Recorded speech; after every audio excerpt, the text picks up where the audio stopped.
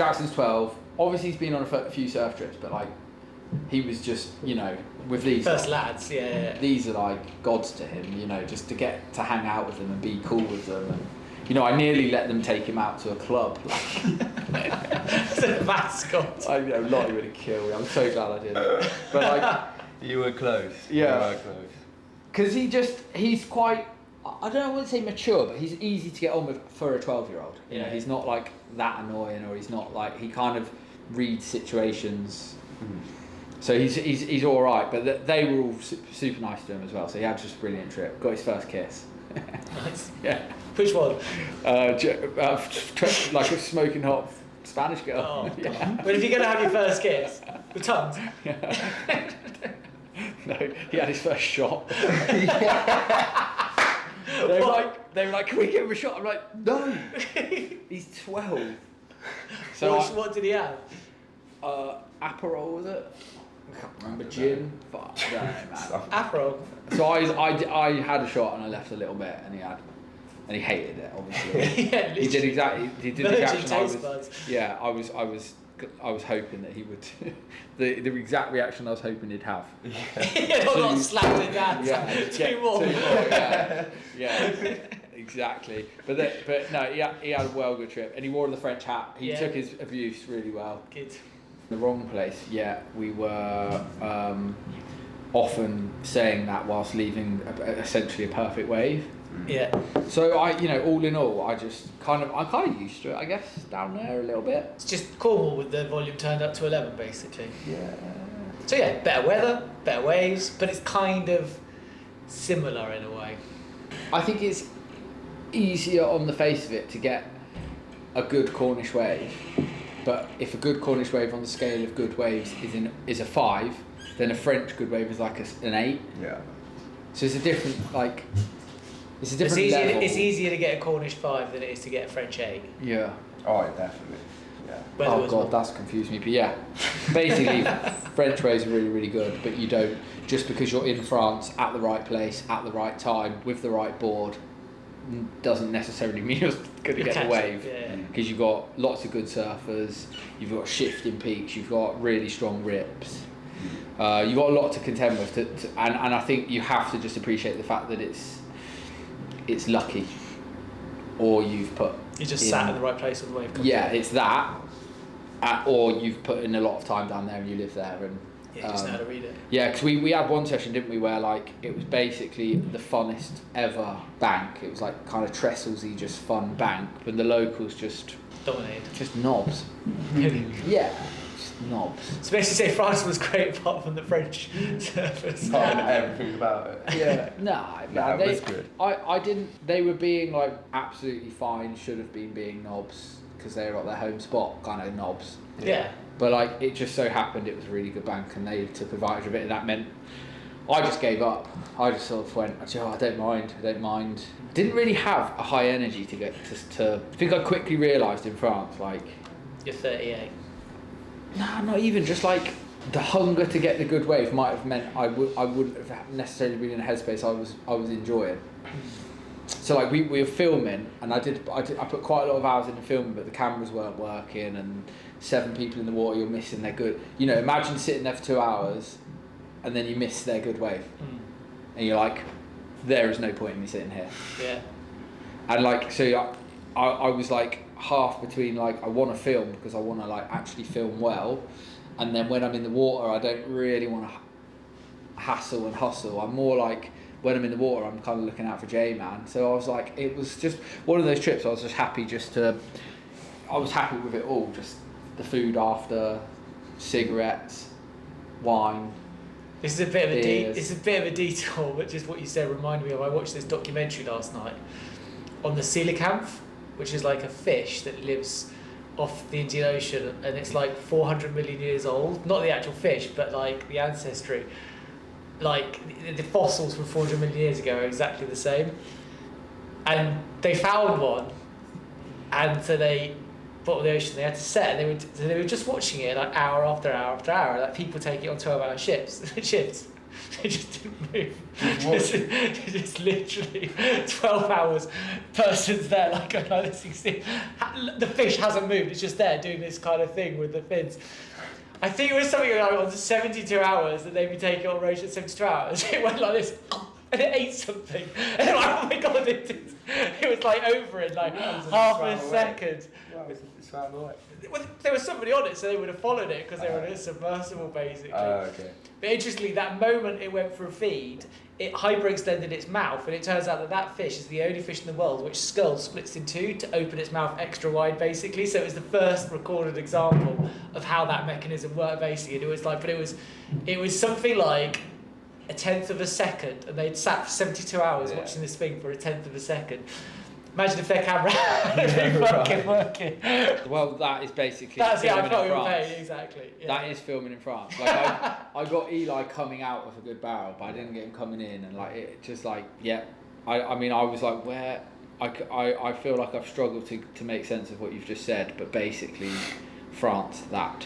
So like if you go there to get footage, it's like you're never going to get the good stuff, or someone gets a good wave, but it's when no one's filming or. Yeah. Whatever the It's camera just how it works, isn't it? Yeah. It always is on surf trips. It was tricky, but it was fun. We had like a really good crew. It was nice to see. I surfed the do for all trip. I didn't surf my BP round once, and that was partly because there isn't requirement for extra board in France. It's so easy to like. When you're on the wave, it's actually good, yeah. And like duck diving, there's quite a lot of it, and I probably would have been better off a few surfs on my BP round. That really fun little day we had, I feel like I'd have just cleaned up on the BP round, but I was on the do for kind of low energy. Slightly longer board though, a bit better for the rips and the paddle, just kind of keeping with it. Yeah. I was weirdly, so weird, but I was like enjoying the exercise. Yeah, it's like I was taking what I could from the surfs. I didn't get filmed much, and when I did get filmed, I think I just didn't get any waves basically. Fair enough. And then like that day when you were at the pub filming, I got one that I was like, that's gonna look good, and Joan didn't even see it. No, I didn't even see it. So I was like, oh yeah, sick. And I understand because I did exactly the same thing. But it's not all about footage, is it? I think it's cool. It is when you take a week off work to go and get footage for that. Yeah, I got one cutback. That was literally my only clip, and it's rubbish. It was on a rubbish wave. Did we get any good footage? We've got some footage. We've got more than you think. Did we get some good footage? Like Eli and Joan, yeah. Yeah. Yeah, Jackson got some. Yeah. Dylan stole the show. He was surfing a Rockstar map. This is Dylan. His brother. Okay. Yeah. Uncle Dylan we were called. Unks. Yeah. It's just, he really made me laugh, and it just suited him, Uncle Dylan, isn't it? Yeah, like it just, I was trying to give him a name the whole trip, and like, yeah. And he's you know, he's a good lad, but he's the sort of guy who will do a sick turn and then not smile, but then you can make him smile. You're like, if your eyes caught, it'd be like, there's a lot of knowing just in that glance. Yeah, he tried to be all serious. I was like, that was sick. I was mental. I was literally right in front of him. We definitely have more clips than you're making out. Like. No, I was talking about like how hard it was. Like I know we got clips because we filmed fucking every single day, but like, did we probably miss the best shit? Probably. Yeah. But that's every time ever. Yeah. It's just, apart from when I've got a handy cam. Yeah. If I had that camera, if I had our new camera. Old Faithful. Yeah, mate. I feel so comfortable with that. But yeah, no, brilliant. We're going on about it too much. It was just fun. It was just a fun, good trip with a good crew, and I was the granddad of the trip. But it was. Were you old enough to be all of their dads? Maybe apart from Dylan, yeah. How's Dylan? 25. No, you're old enough. I probably could have just about get away with it, yeah. Literally. Jackson and Tom, they were kind of like the standout pair, I guess, because Jackson's 12. Obviously, he's been on a few surf trips, but like, he was just, you know, with these first lads, yeah. These are like gods to him, you know, just to get to hang out with them and be cool with them, and you know, I nearly let them take him out to a club. As a mascot. I know, Lottie would have killed me. I'm so glad I did. But like, you were close. Yeah. You were close. Because he's quite I don't know, I wouldn't say mature, but he's easy to get on with for a 12-year-old. You know, Yeah. he's not like that annoying, or he's not like, he kind of reads situations. So he's all right, but they were all super nice to him as well. So he had just a brilliant trip. Got his first kiss. Nice. Yeah. Which one? Like a smoking hot Spanish girl. Oh, Yeah. But if you're going to have your first kiss, with tongues. No, he had his first shot. They were like, can we give him a shot? I'm like, no. He's 12. So what did he have? Aperol, was it? I can't remember. Gin. Fuck, I don't know, man. Aperol. So I had a shot and I left a little bit, and he hated it, obviously. Yeah, he did exactly the Virgin reaction I taste was. buds. Yeah, I was hoping that he would. the exact reaction I was hoping he'd have. Yeah, not slapped it down. Yeah, Two more.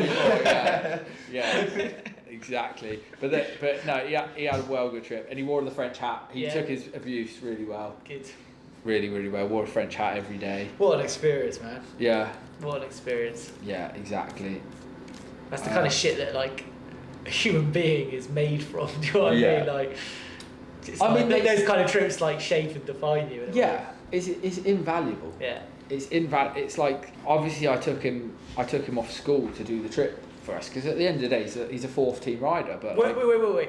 Does school know he was on a surf trip, or was he like? Yeah, okay, that's fair enough. Yeah, I told him the truth. Which I is told him out. exactly what it was. But like, did you get fined for it? I don't know yet. I haven't yet. No, I haven't yet. But to me, like, one, he was doing a job for the brand, but two. So we've got underage. Yeah. Like slavery. Well, no, like, as in, like, he surfed literally he Yeah. surfed every day, didn't he? He was, when I say the amount of times he just passed out from just being physically and just knackered. Yeah. You know, and he's like, I want to go out with the boys. I'm like, just get to sleep. Got to do it all again tomorrow. And he would get stuck in the rips way worse than everyone else. Yeah, bless him. Yeah, even on like the little days, he's just like, I on the last day, I was like, right, I'm just gonna like try and get him out. And it was, I don't know, how big was that little day? That, you know, the last fun little surf, like absolute max shoulder to head height. Yeah, okay. But really, the runners were like chest high and just super fun, loads of power. And he kept on like not being able to get through because of the rips, and then like standing up on his board. I'm like, get on your board. When the 1 second break you're having there is the 1 second that's stopping you from getting out back. I'm like shouting at him like, come on, and ultimately just being a bit full on for a dad, but him just going. You got to go in commando mode, haven't you? Just like full on. You just got to you've got to head down, or you've got to give up and do the walk around. You know, you can't half-ass the paddle out, basically. If you're going to it's just perpetual crack sort of through the rip, like, if you're going to do that, then you do it. And I was trying to teach him that, and sometimes, before this trip, I think maybe he would have gone, he would have battled me rather than the rip, and gone, and my dad's shouting, or my dad's telling me to do something, I ain't doing that, I'll give up and sit on the beach and be in a bad mood, but he didn't, not the whole trip. He was, you know, I was like, get on your board, get out there, and like, come on, and he'll get through, and, you know, or he'll battle a rip for half an hour, and I'm like, right, you need to take off on good waves, not just any wave, just a good, and then like he'll turn around for a close and do the whole thing again. But he learned. So the amount he learned over that trip, way better than a week in school. I don't care what anyone says. I'm a parent, and that was my kid, and hell yeah, he had an educational experience for sure. Learned a lot about himself, learned a lot about others. Snogging Spanish princesses, but like surfing with the lads as well. Waking up in the morning, like doing something you love but working really hard at it. You know, cultural differences, just tons of stuff. Just tons of stuff. That's like one of that toughness, like developing toughness in somebody. That idea that you just don't give up, like you just keep going. Yeah. And instead of getting tired at the end of it, you get angry and you go again harder and you finally crack through. Like that's like the most important lesson for life. Like you can literally achieve anything if from an early age that steel is like forged in you, basically. Yeah, that and I see unwillingness. it. I see it in him. In his own way, I see it in him. He's not aggressive like me. Me and Axel are aggressive with Got that. beast mode. Yeah, well, whatever you want to call it, but he's more grindy. Stoic, just like keeps going. Yeah, just keeps going, and like he just wears it. He kind of wears it. So no, brilliant for him. Super proud of him the whole trip. and then he started getting some clips as well, and surfing real good. And he then took that into the comp this weekend and sort of like actually made a few heats in small waves, and I think that was. Where did he come in the end? He came fourth. Okay, got in the final. final. And then just didn't catch any waves. Unfortunately, like, you know, it got to him, I think, the waves in the end. The final was really, really bad. But the fact that it didn't get to him the rest of the comp is a bonus. Normally, if the waves are less than, you know, my shoulder high, he's first round knockout. He just doesn't engage with what he has to do. But this comp, he was like fully engaged this Saturday. And I'd say France helped that for sure. And I think that if he'd have landed 2 turns that he tried to land in the final, he probably would have won it, if not very close second. It would have been a really competitive match, but unfortunately... Who won it then? Cass, yeah. I think he can beat Cass, and I think Cass needs that a little bit. He needs some of these other kids to come up and... Step up, yeah. Yeah, because he is a fair way better than all the other kids his age. It doesn't mean that a dog can have their day. Yeah, exactly. Yeah. And I think that he needs that as well. I think he wants it, actually. Keep him honest. Yeah, so I feel like if Jackson could just work on a few little things, realise that hard's hard, easy's easy, but easy isn't always good. You know, that's like a good lesson, I think. You know, easy thing would be sitting on the beach in France watching, isn't it?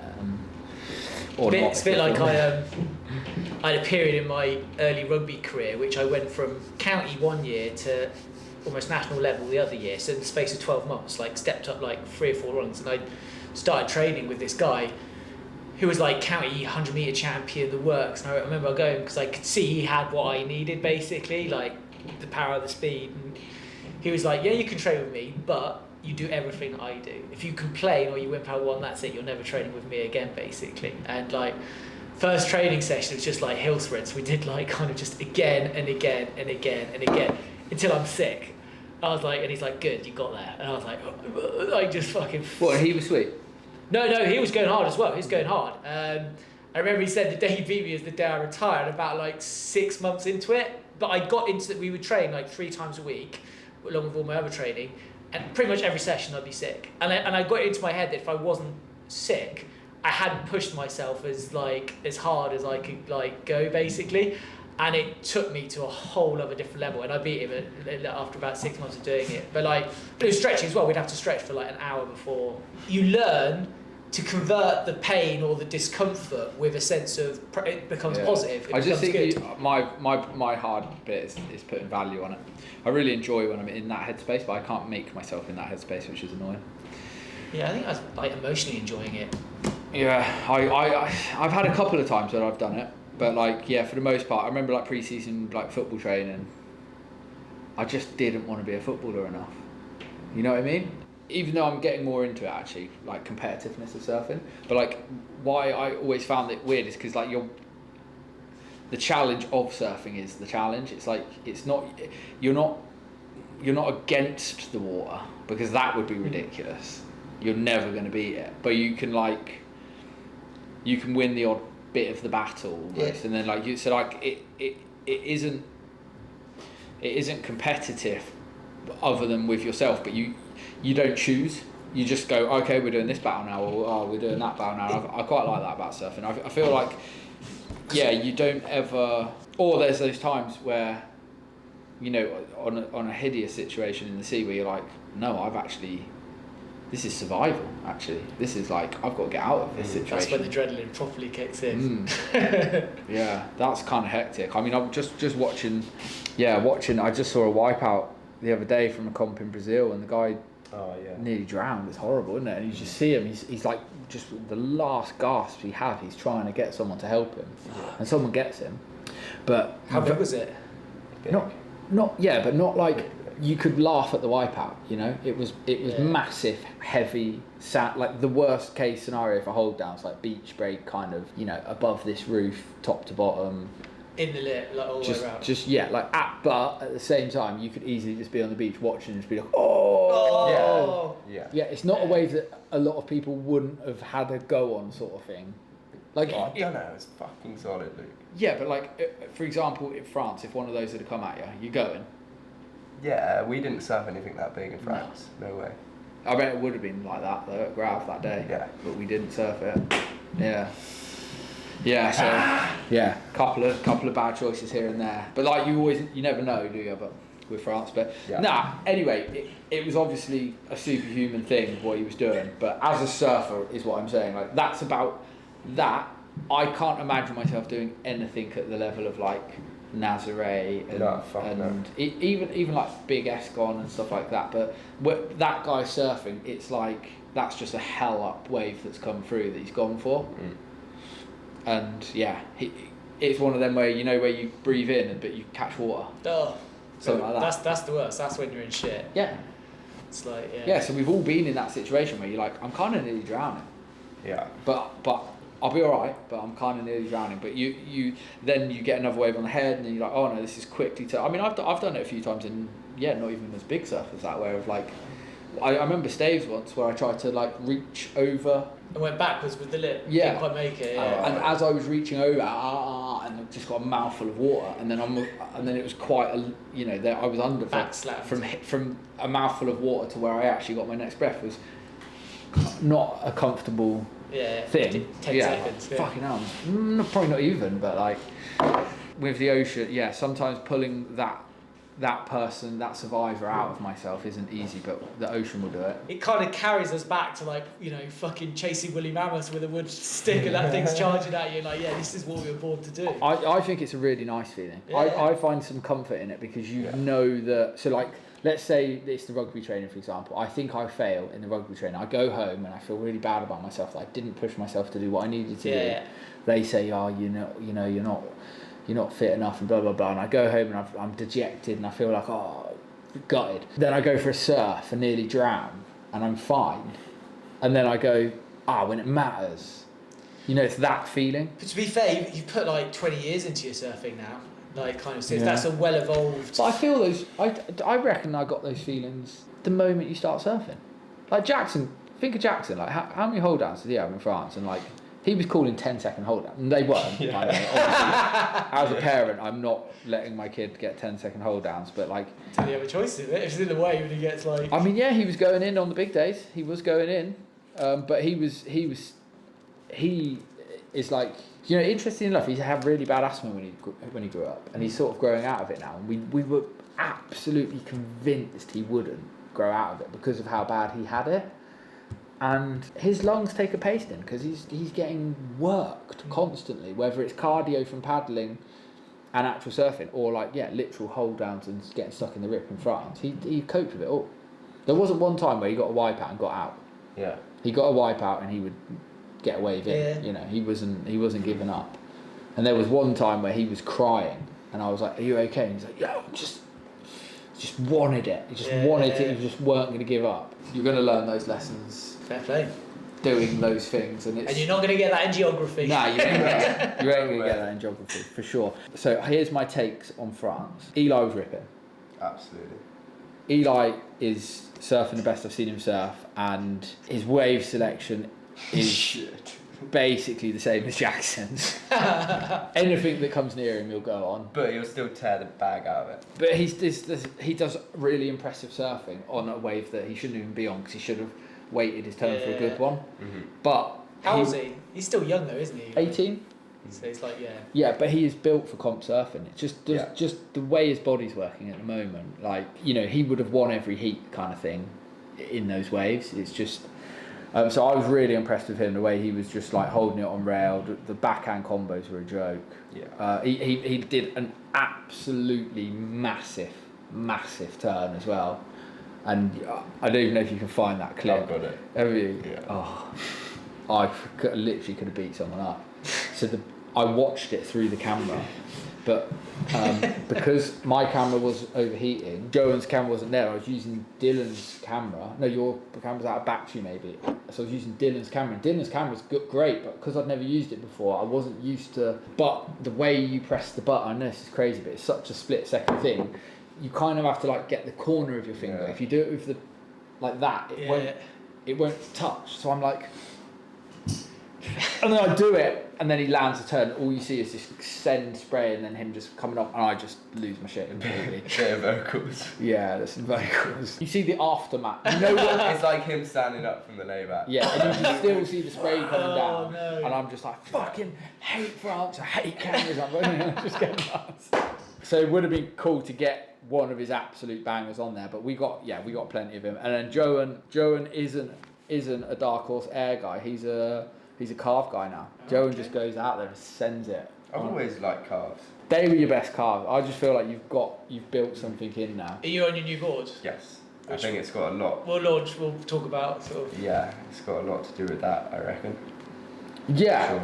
Sure. So, alright, well it counts. Well, I've spoke plenty. Go on, so how did that board come about? What does it feel like? Well, we pretty much took that from me surfing the Chili Jam almost all summer and not getting off of it, and then trying to mould that into more shortboardy style, I think. So I'm not just surfing a fun board the whole time. Yeah. Because you were finding it hard to transition back onto shortboards, weren't you? The shortboards just didn't feel right. And yeah, and I also think before the Chili Jam, when we did do a shortboard for me, it was kind of a stab in the dark and something completely new of what we had been going off originally for me and my shortboard. Yeah. So it's a good starting point to start it, I would say. So it's pretty much a Chili Jam just turned into a shortboard instead of a fun board. Yeah, so what that's given us is the fundamental features of the Chili Jam are like a rolly kind of double, quite a lot of curve through the bottom shape, but then not so much curve through the back half of the outline. So when we stretched it out, I was worried that the rolly double might feel a little bit lackluster on drive, and it might be a bit nursey for a shortboard. But what actually has happened is we've extended this board out and taken some width out of it, and you've ended up with more percentage of the board engaged in the water. Because you're extending the fold bit as well. Like, yeah, the Chili Jam is always quite fold in the tail. Yeah, so he's got lack of curve in the tail outline wise. He's got extended board in the water from now the double, and he's got these bladey kind of rails in the tail. So if anything, it's sounds like a stiffer. Yeah. And there were he was like, oh yeah, I'm not sure how it feels on a snap, and I was like, dude, you haven't even fucking done a snap. I was going to say, what was the release like on it? Well, snaps fully sus on it. In France especially not, but I didn't really try. No, he was like going up to snap sections and just going. Just JJ Florenting it basically. It felt really good. Yeah. I think I actually said to you, I haven't had a board off you that I've felt that feeling on tail before. He told me it felt there's magic holding in it. Yeah, ever since that first or whatever surf it was, I said that to you. I probably haven't dialed it as well back home yet, but I think we're getting there. You know what that is, though. Just the way it's. That's just the. Je ne sais quoi. Yeah. C'est la vie. That's just the thing we have to deal with in the UK. Yeah. You go, you have fun, you start getting the hang of stuff, and then you get into our surf and everything is slower, and you can kind of build up enough speed in a powerful wave where a bumpy wave isn't. It's more like a feeling rather than a problem. But then that first surf when we did with Deals, every bump just felt like it was going to bulk me and just stop you down, and you don't, every little. Our waves, right? It's harder to surf good in. Yeah. For sure. And I think that one thing I've learned on that board since you've been back home is if I was going to change it into more of a shortboard, I would take more of a shortboard rail and let go of keep the tail the same, but just let go of the Chili Jam rails and just put a kind of more like a shortboard. Yeah, like a uniformed kind of deck with a rounder rail, and you just get that extra little bit more forgiveness in it. And then maybe potentially add an inch to it as well. Yeah. That's what I would like to do, I think. Yeah. And then I think you are starting to build a shortboard off of a nuggy, which is that is what I should do. That is how I had the most success from what would have been called the Stoker Pot back in the day to what sort of became the Shank series with the single and the continuous as well. Kind of how I built all my boards off was coming off of this little nuggy board. I've never actually been a shortboard shaper. People have asked me for shortboards, and so I like that. I like that it's coming from that. And it makes loads of sense in our waves as well, because you essentially end up with a forgiving shortboard, and that's kind of what you need if you're going to ride a shortboard here. Who would have thought a year ago when I asked you to put a squash tail on that board that this is where it would have ended up? Yeah, because if you stuck with a swallowtail, you just for some reason think that you couldn't have done it. Yeah. What, the chili jam? The chili wrap, it was originally a chili wrap. That's because I wanted a chili wrap. It was slightly narrow with a squash tail on it, basically, which became the chili jam. Got you. And then he never even rode it, did you? I rode it once, and then I think you took it, and that was it. Yeah, and then, yeah. And I actually, maybe I should try that now. Go back to it. Yeah, because I'm going to, but I feel like I should have just jumped straight at my mid-lengths when I got home, because I found myself not surfing on Saturday because I kind of couldn't be bothered, and then I didn't surf yesterday because I just kind of couldn't be bothered. That's definitely Midland country. Yeah, and when you can't get psyched up, you just go, I'm just going to go and paddle around for a bit, and then halfway through it starts kicking in, and you're like, yeah, the adrenaline's in now. Yeah. Speaking about that, like, people can order them, or not really? Or someone could, if they wanted to custom order it, they could order it. But I feel like we really want to make sense of it. You know, it's going to become a user-friendly shortboard, isn't it? That's it's like basically what's going to be. Full-on daily driver, like kind of. Exactly that. I reckon. Yeah, because the foam in Joan's 5.9, the foam was like basically 29, just under 29 litres, 28 point, can't remember. What's that? 5.9. Yeah, and there's scope in the 5.9 to probably add half a litre without any drama at all, because I did salt one, and it's just over 29. Yeah. So then, like, I could quite easily make like a 5.11 sort of 34-ish. Because I was like, my daily driver is 5.10 and around 32 and a half litres, and that sounds like spot. Yeah, easily, proper easy. So then you've got that scope, and then I do think that if you get a board like that going good in the UK, it's a really, really good all-rounder for, well, you know, if you're going to go and do heats on it, like you did a comp this weekend, didn't you? Yeah. Got to the final? Yeah. Boom. It's like... Went really well, actually, that board. Yeah. Really, and it was... Are you going to surf it in the Nationals? Forecast is looking pretty big at the moment. So might go. So it depends if they're going to call it on or off. Depends, but I'd like to surf it if the waves are suited for it, but I've got a feeling it'll be bigger boards, probably. Yeah, it's annoying really, because you want to see carve your... Well, that's when we get... What I want to see is carve, wrap, pump, air, one wave. Yeah. Well, because like surely the next one is the Chili Jam Pro Round. Step up version. What's he just done? Look at his What's face. he just done? What have I just done? Well, the Chili series is basically... Because it's quite fold out, you'll get so much purchase on that with a pulled-in tail. Yeah, and the Chili series is basically England fun. Yeah, exactly that. / performance. I'm so ready like, for that. That sounds sick. Yeah, it does sound sick. We'll quickly talk about some of the videos we've got online currently. So the Arc Egg review is out. Tom did a brilliant review on the Arc Egg, and it's got loads of traction. We've got our volume video that's still picking up loads of comments and traction.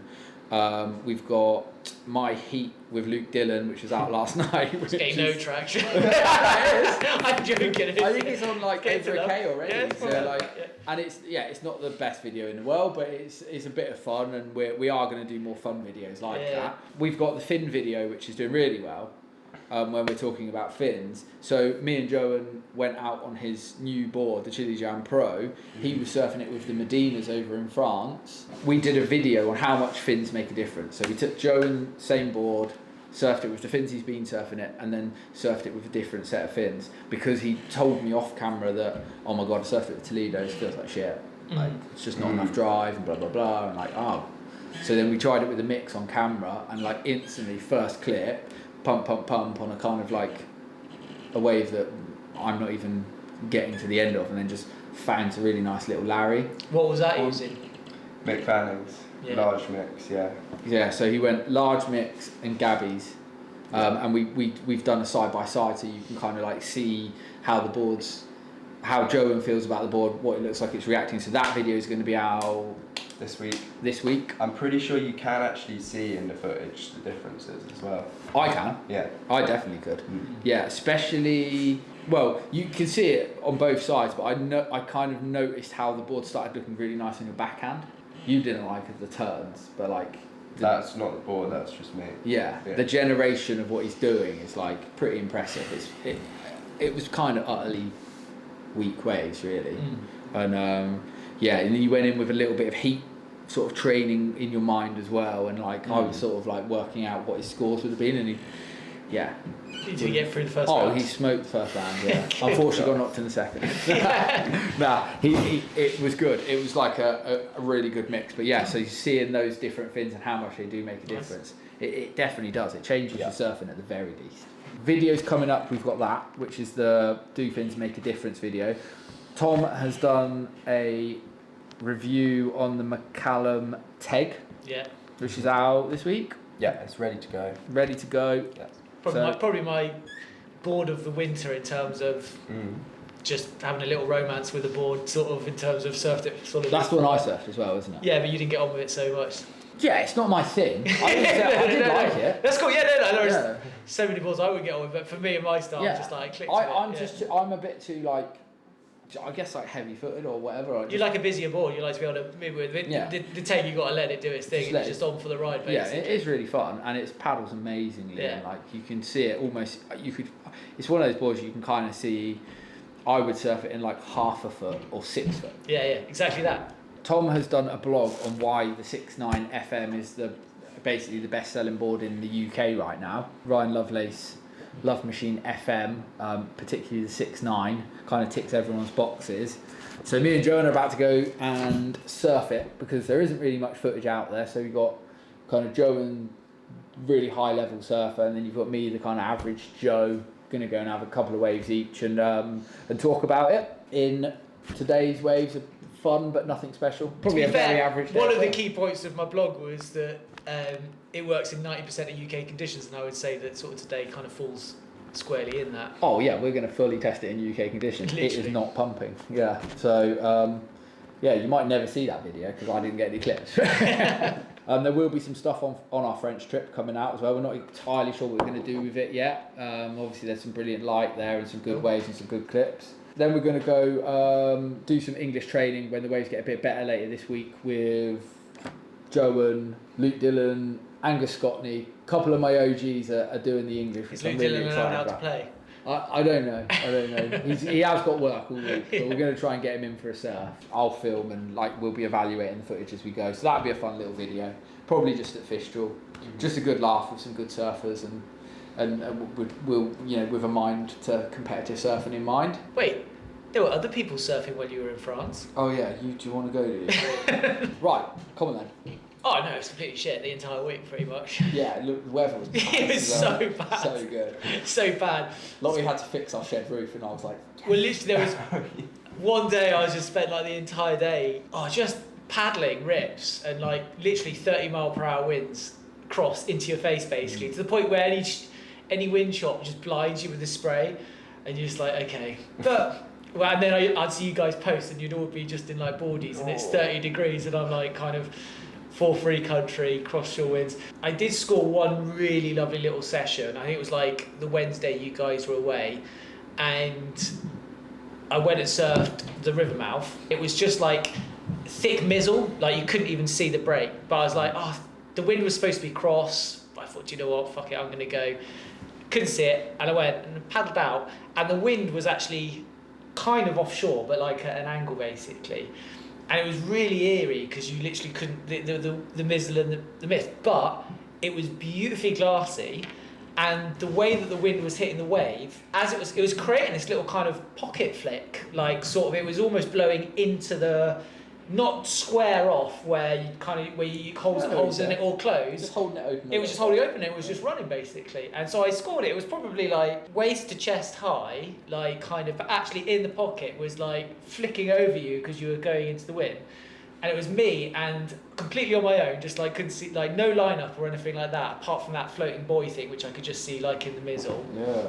I was getting loads of waves, and then this kayak club just turned up out of the fucking mizzle basically, 30 people in kayaks, literally, and they the rips were so strong in the river mouth, they always are, they kind of disappeared up, but one guy in the kayak stayed and surfed with me on this spot, and at one point he said, mate, you're getting so many waves. I was like, I know, it's really, I can't believe nobody else is out. And he's like, when I was paddling out there, you were coming down, and the way it was going on, I was looking down, it looked like the cover of Carve magazine, and I was like, thank you so much. It will be. What board was it? I was on my Morris Cole. Which one's that? The 6.8. Is Not that my the new one you yet. reviewed? No, yeah, the one Beacon. that Beacon one 3. there, exactly, Beacon 3. Yeah. I love that name. It's a great name, It's a isn't it? nice name to say, I think. Yeah. Beacon It is, 3. isn't it? Beacon 3.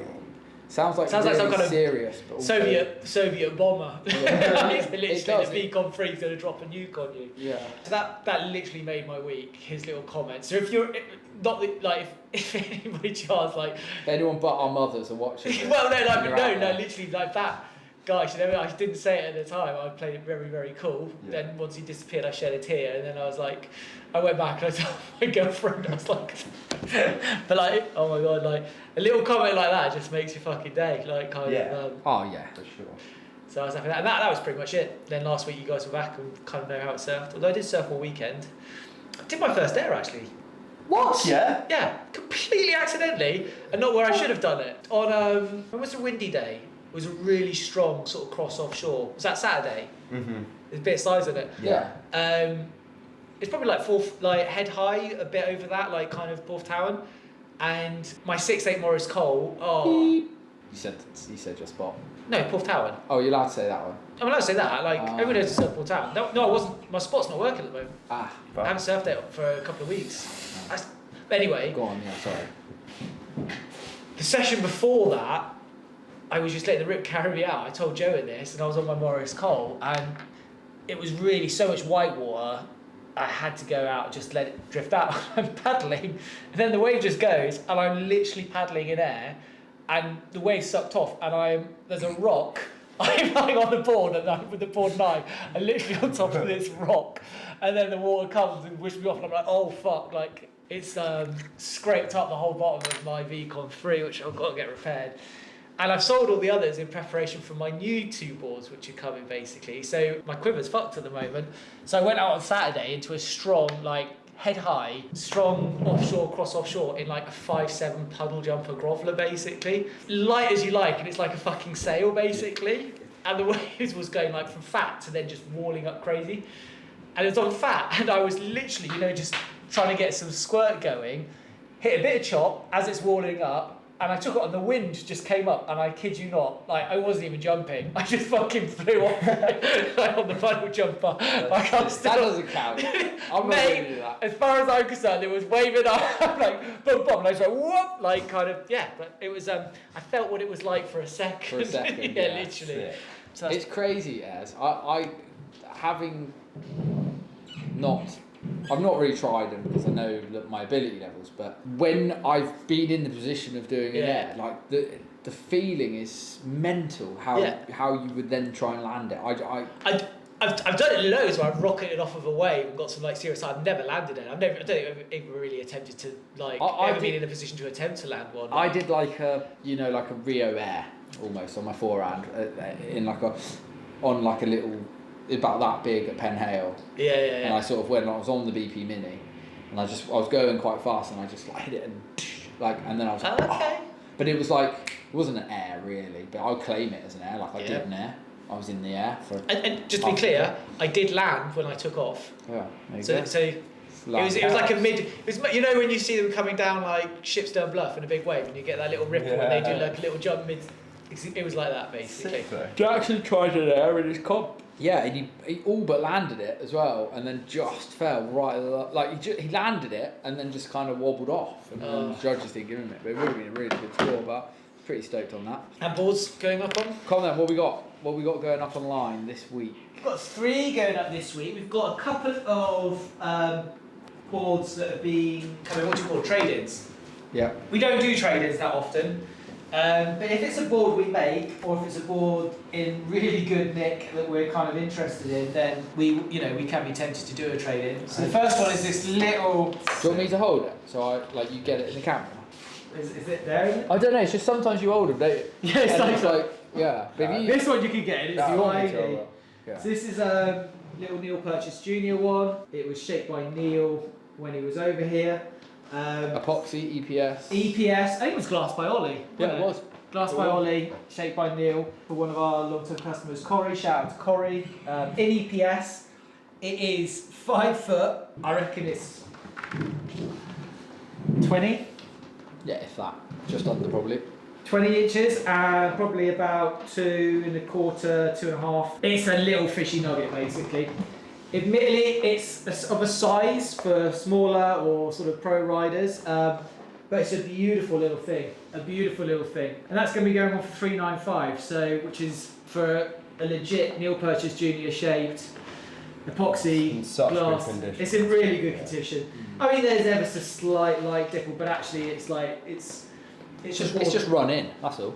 Yeah, it's a board right at the new. beginning of its life, isn't it? So that's a lovely little board that will be going up. That's really interesting. We've got also another trade-in. I'm not going to get this one all in. I've got flip flops on. So we've got this 7.8 FM traded in. I mean, I'll take photos. It's got a couple of light dimples, but again, it's pretty much a board at the beginning of its life journey, basically. So it's yeah, because didn't that person get a smaller one? no, he got an Evening Star. Oh, right. Sorry. Yeah. For an 8.1 Evening Star. That was it. Big one. So this is going to be going on for the amazing price of 650 quid. So if you like, you're not going to find an 8.1 FM in this condition really. 650. 7.8. 7.8. What did I say? 8.1. Sorry, 7.8. And the 7.8 I think was the original FM, wasn't it? Was that the first one he shaped? I think. Pass. He liked he liked 8 foot boards around that size. That is kind of like his normal go-to. I've got a feeling the 7.8 is where it kind of all came together, and he talks very fondly of that particular size in the FM range. Yeah, really nice all-round board. So we've got 2 used training boards going online, and we've got there's absolutely nothing wrong with this. This is just a thick Lizzie, showing it, very popular kind of mini glider. And I reckon the 7.4 is probably the sweet spot for UK. Oh, It's the most popular one as well. This wasn't a stock one. This says for Jerry.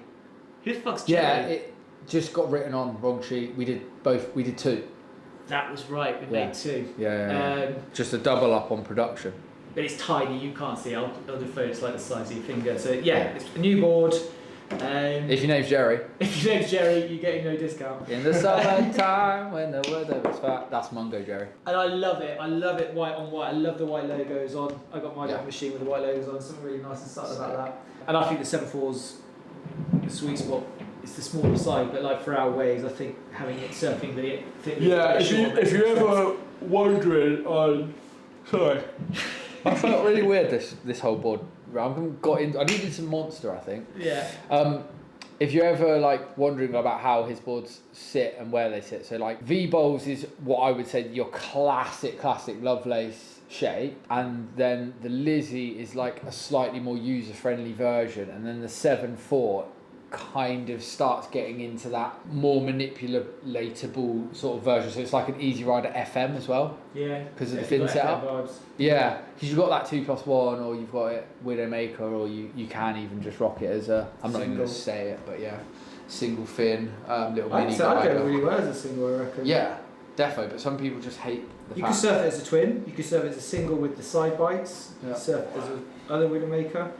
But it's a good all round of the 7.4. Yeah, good. The 7.10 and the 8.6 get a bit. Jesus Christ! Get a bit chunky. Sorry. I was going to lightly touch on the ISA Worlds, the reflection for the GB squad, because there was to get into the GB squad development squad, you have to meet a criteria. And the criteria is like world ranking, certain amount of competition results, and basically no one has quite met the criteria. So that means that the surfers getting picked for the development squad are their closest to the criteria. Yeah. Which means if they wanted to change it up, I guess they've got the flexibility to do so. And they changed the team. So they had Logan. They gave Logan a chance. They gave Aaron Strong a chance. I think the girls are meeting the criteria, so they were in. Charlotte Mully had done really well at the Euros, and Alice is doing really well with her ranking points on the WQS. So they were kind of your dead certs. Mari Hearn, I'm not sure. I think she just got picked because she's just a really good surfer with lots of potential. And then, same with Aaron and Logan. And Logan had actually done quite well up to that point in other comps. So anyway, they had another team. And there's been a bit of I've heard there's been a bit of sort of negative feedback on why they picked that team. I just wanted to say to surfers, if they thought they should have gone and they didn't go, well, prove it. Because no one is. Yeah, just you've got a criteria that if you meet that criteria. So by having another team that goes, I think that's really good. And I don't think that was the intention of GB. I think the GB guys didn't mean to create this, but this is what creates, in my opinion, good sports stars. It's that fight. Like, look what happened when Stan didn't get picked and he'd had a couple of bad results. Then he goes to Pantin and has an absolute blinding result. Highest placed UK surfer in Pantin. What did he get? Quarters? Pretty sure it was quarters. Yeah. Like, or maybe 16, round 16. And just fired through a couple of rounds in really testing surf. And you go, yeah, now he's got the bit between. And I know Stan's got that in him. Stan's such a good surfer. And if he can get his head around how to make more heats, he'll make more heats. Does that make sense? Mm-hmm. Just like, but you get stuck in a rut and you don't have any challenges because you're closest to the criteria, then you can, it would be quite easy just to get comfortable. Yeah, and it's about hard to say that, but yeah. So I love it. I love that they changed a new team. I love that they gave other people a chance. They put more people in the pot, and more people in the pot it just makes the pot more special. You have to fight. You've got to. Yeah. Well, I mean, if nobody's meeting the criteria, something's got to change. The only way you're going to change something is by changing something, basically. Like exactly. Yeah. Exactly that.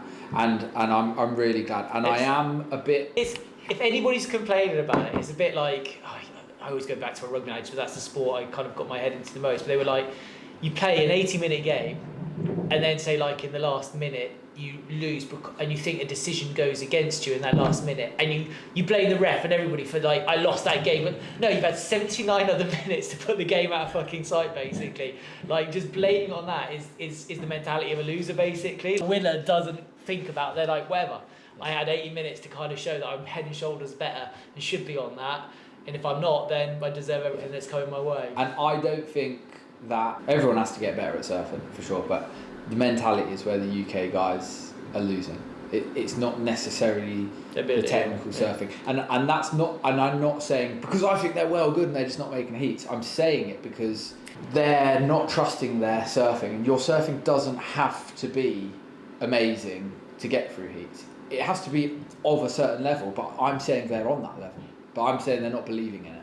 And I think that was, similar to where you saw mistakes made in the ISA world, where they're getting beat in heats, where their ability is better than the people in the heats that beat them, but they made the wrong decisions because of essentially trusting themselves. And we need to start building that, basically. We need to build some fire in their bellies, and then we need to not have them thinking that they've got to be absolutely perfect, otherwise they won't make a heat. It's not the case in terms of technical ability, because you see so many surfers, especially in the world, because there's such a mix of cultures at the Worlds. You get Peruvian surfers, they just surf. I can't explain it, but they just surf. There's a freedom to it. Yeah, and I agree. And they just do what they do. It's just nice. Are they financially supported by their own local surf institute? How does it work over there, Joe? Dude, we haven't got the best setup, and everyone can complain about the setups here with GB and surfing. I don't know, because I was going to say maybe they have a worse setup in Peru, but because they have a lack of setup, they don't have any kind of pressure. Peru's kind of established it. Peru, I don't know if that's the best example. Good surfers. Yeah, but okay, Morocco. There was like Norway and shit like that. Yeah. Well, literally only just learning to stand up, but still competing. Yeah. What about the German team? Like, why the hell are Germans better than us at surfing? Really good they haven't even got a coast. Or has the German got a coast about that big? Yeah, it's tiny. Yeah, they've got some islands as well, haven't they? What are they called? I can't think what they're called. What, in like the North Sea? Yeah. Yeah, but still, it's that tiny bit of like North Sea's coast. Yeah. So they have to travel to France and Netherlands, and they have to travel Norway, they have to travel other places. But they're probably much better at travelling and surfing in that respect, whereas... I just think that they aren't putting limits on themselves, they're just believing in the train that's behind them, and maybe the train that's behind the German team is slightly better, for want of a better word, than GB, but it doesn't matter. We've got consistent waves, you guys are all good at surfing, just believe a little bit more, and just maybe I can't put my finger on it. I don't exactly know what I mean, but there's not a freedom to the surfing. When you watch Lucas surf, because there is a freedom to his surfing, he's doing that thing. Yes, his ability levels are amazing, but how did he build up to that? He believed in himself. That's the first thing that has to happen. You believe. Then like there's been plenty of times where Lucas has made a heat without his best surfing. You know, he makes mistakes too, but he's not going to let the bad heats define him. He's not going to go, oh, this is what heat I always get. He's going to go, that's a mistake. I'm going to learn from it. I'm going to become better because I'm better than that. And it's a self-fulfilling prophecy. And I think that's kind of where like the GB squad as a whole maybe is slightly losing out, but all the same, like super proud of Logan for going in, giving it his all, repping, and just the whole team as well. My mate Luke Dillon, just a really young coach. He's got a hell of a job, really. He's 30. He's 30 and he's arguably should be on the team. You know, he's a really good surfer. See how he does in the Nationals. We'll see how he does in the Nationals. He's not training. I was trying to make him surf every day. It's an interesting point he put in though. It's like him and Angus are doing it for the first time in ages. They're going to be bottom seats. There's going to be some big matchups like They're going to take early on. If Angus's knee is okay, he will take people out if it's big. Yeah. Like, you're not going to beat Angus in big waves. He paddles better than everyone. He's got more power than anyone times 10. Like, I can see Angus getting done over with a bad leg in weak waves, but if it is big and they do run it, mate, look out! Yeah. And Dills. There's some dogs in it. Toby Donaghy's doing it. But it's going to be a big year. We've got some good surfers, man. It's good. It's going to be a really, really cool comp. I can't wait for it, actually. Oh, I just hope they hold it. Same. It's been postponed 2 times already. This was the comp I came. There is swell, like they too just. much. They'll fucking cancel it. But this is the swell. Bear in mind, I came home from Indo in April to do. It's been cancelled twice. Yeah. Still hasn't run. Isn't it weird how some comps just get cursed? Anyway, should we leave it there? Yeah. Feels like it's been a long one. That was a long We've got to one. go film. Yeah. I got to move. Bye, everybody. You.